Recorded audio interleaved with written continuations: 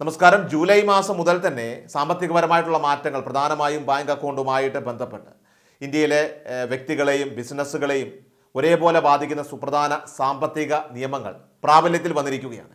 അത്തരത്തിലുള്ള വളരെ പ്രധാനപ്പെട്ട മാറ്റങ്ങളാണ് ഈ വീഡിയോ വഴി നിങ്ങളുമായിട്ട് ഷെയർ ചെയ്യുന്നത്.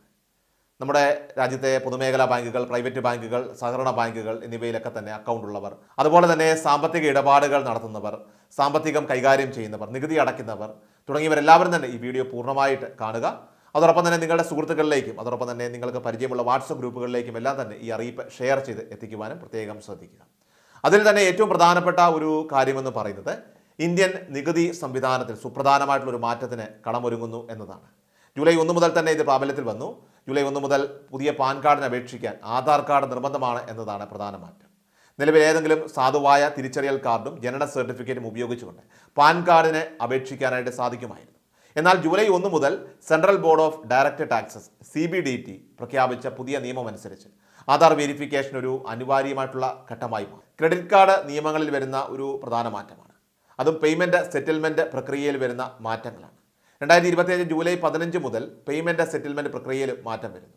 അതായത് പേയ്മെൻറ്റ് നടത്തിയാൽ ആദ്യം GSTയിലേക്ക് പോകും. തുടർന്ന് EMI ചാർജുകൾ, ഫിനാൻസ് ചാർജുകൾ, അതുപോലെ തന്നെ ബാലൻസ് ട്രാൻസ്ഫർ, തുടർന്ന് റീറ്റെയിൽ ചെലവുകൾ, അതുപോലെ തന്നെ ഒടുവിൽ ക്യാഷ് അഡ്വാൻസ് എന്നിങ്ങനെയാണ് ഈ ക്രമീകരണം. അതായത് നിങ്ങൾ കുടിശ്ശിക കൃത്യമായിട്ട് അടച്ചിട്ടില്ലെങ്കിൽ നിങ്ങളുടെ ശേഷിക്കുന്ന പേയ്മെൻറ്റുകൾ അതിൽ ക്രമീകരിക്കപ്പെടുകയും യഥാർത്ഥ ചെലവിൻ്റെ തുകയനുസരിച്ച് പലിശ വർദ്ധിച്ചുകൊണ്ടിരിക്കുകയും ചെയ്യും. അതുപോലെ തന്നെ ക്രെഡിറ്റ് കാർഡ് ബിൽ പേയ്മെൻറ്റിലും പുതിയ സംവിധാനം വന്നു. RBIയുടെ പുതിയ നിയമങ്ങൾ അനുസരിച്ച് ഇപ്പോൾ എല്ലാ ക്രെഡിറ്റ് കാർഡ് ബിൽ പേയ്മെൻറ്റുകളും Bharat bill payment system BBPS വഴി മാത്രമേ നടത്താൻ സാധിക്കൂ.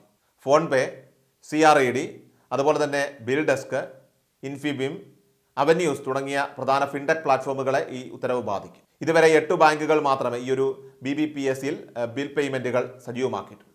ഇനി അടുത്തൊരു പ്രധാനപ്പെട്ട കാര്യമെന്ന് പറയുന്നത് UPI ചാർജ് ബാക്ക് നിയമങ്ങളിലെ പുതുക്കിയ മാറ്റങ്ങളാണ്. UPI ചാർജ് ബാക്ക് നടപടിക്രമങ്ങൾ ലളിതമാക്കാൻ ലക്ഷ്യമിട്ടുകൊണ്ട് national payment corporation of India NPCI പുതിയ നിയമങ്ങൾ പ്രഖ്യാപിച്ചിട്ടുണ്ട്.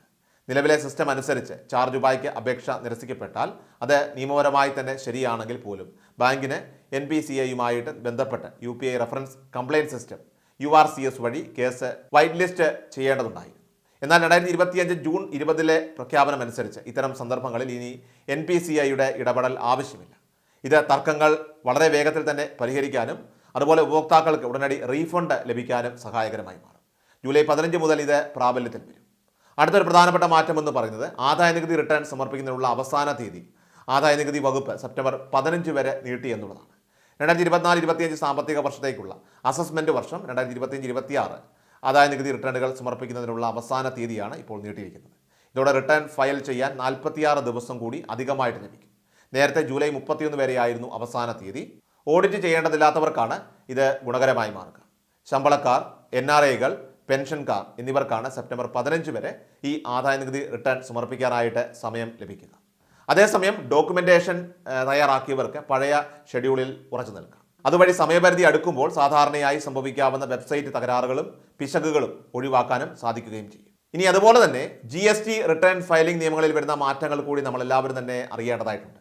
2025 ജൂലൈ മുതൽ പ്രതിമാസ GST പേയ്മെൻറ്റ് ഫോമായിട്ടുള്ള GST R3B തിരുത്താൻ സാധിക്കാത്ത രൂപത്തിലേക്ക് മാറുമെന്ന് goods and service tax network 2025 June 7 അറിയിച്ചിരുന്നു.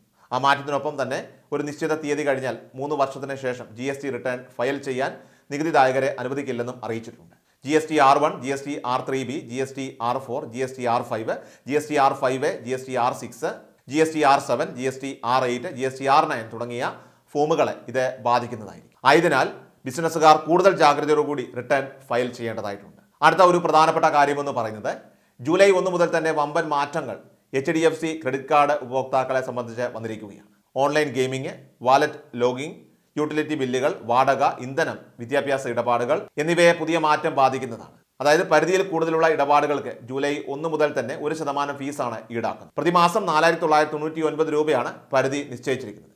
ഇതിൽ കൂടുതലുള്ള ഇടപാടുകൾക്കാണ് ഫീസ് ഈടാക്കുന്നത്. ഓൺലൈൻ ഗെയിമിംഗ് പ്ലാറ്റ്ഫോമുകളിൽ നിങ്ങൾ HDFC ക്രെഡിറ്റ് കാർഡുകൾ ഉപയോഗിച്ച് 10,000 രൂപയ്ക്ക് മുകളിൽ ചെലവഴിച്ചാൽ 1% ഫീസ് നൽകേണ്ടി വരും.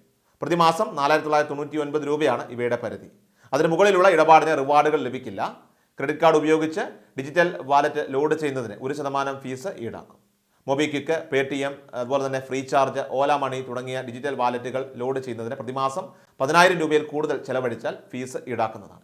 ഇത്തരം ഇടപാടുകളുടെയും പരിധി 4,999 രൂപയാണ്. ക്രെഡിറ്റ് കാർഡ് ഉപയോഗിച്ച് മീഡിയ എല്ലാ ദിവസവും വാർത്തകളും അറിയിപ്പുകളും ലഭിക്കുന്നതിനായി ചാനൽ സബ്സ്ക്രൈബ് ചെയ്യുക. വീഡിയോയുടെ നോട്ടിഫിക്കേഷൻ ഉടൻ ലഭിക്കുന്നതിനായി ബെൽ ഐക്കൺ അമർത്തുക.